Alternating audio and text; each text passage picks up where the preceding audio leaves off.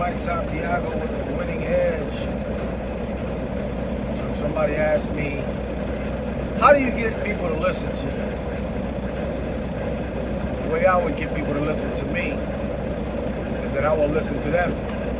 So you have to listen to other people in order for them to listen to you.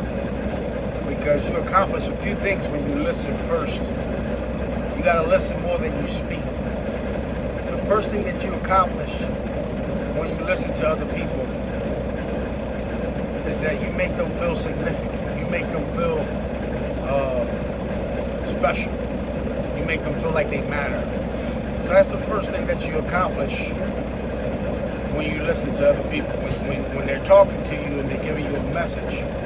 You know, for me, I listen to people, even if I've heard the message about which 1,000 times, which most of the time when somebody speaks to me, I've already heard the message 1,000 times. It ain't the first time. I've already heard it. This is not, strange or new information for me.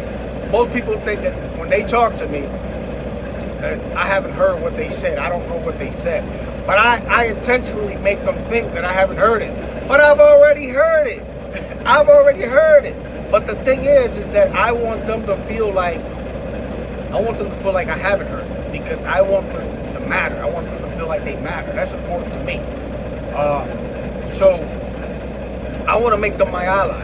You know, I want to make them somebody that I can work with in the future. You know, I want to make them feel like, hey, we on the same side.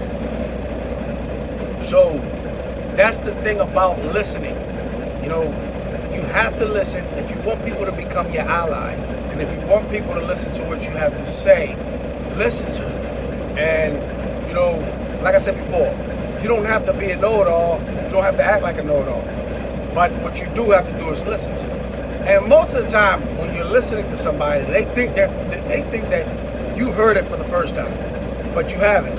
Me personally, when somebody recently, I've been having conversations with different people, and I'm pretty sure they think I've heard it for the first time, but that's because I've made them feel that way.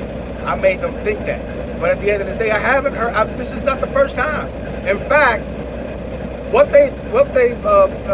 when I listen to people, most of the time I have 2 or 3 layers of what they're telling me already in my mind.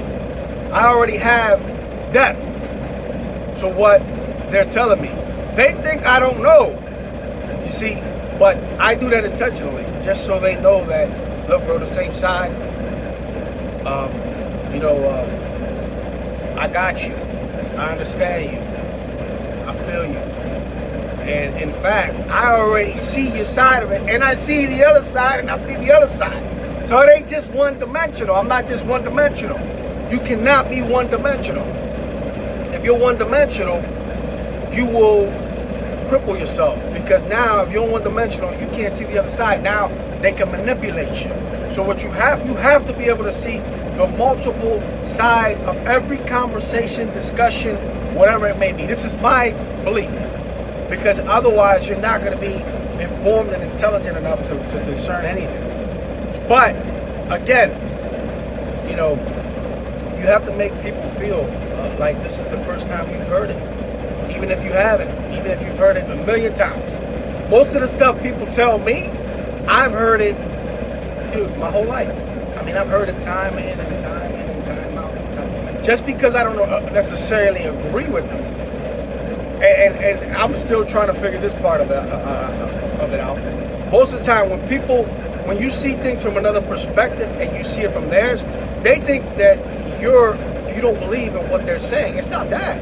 Just because I'm seeing another side of it doesn't mean I don't believe it.